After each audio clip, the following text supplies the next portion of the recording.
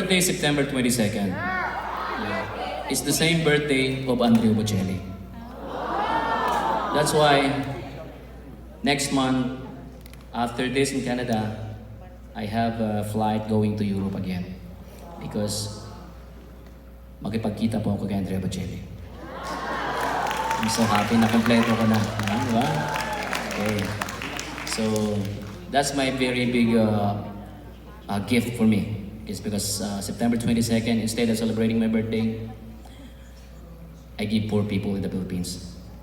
Tinutulungan ko po yung mga mahirap sa Pilipinas kasi binabalik ko lang po ano yung dumating sa buhay ko. Thank you so much! At this time, mga Bisaya, taga-Bisaya dire? Ginuho ko, pangulin na mo.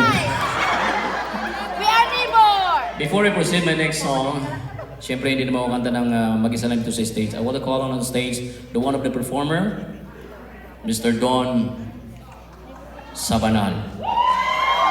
Don, where are you going? Don, I always see Don. Where is Don? Don? Nasaan ka, Don?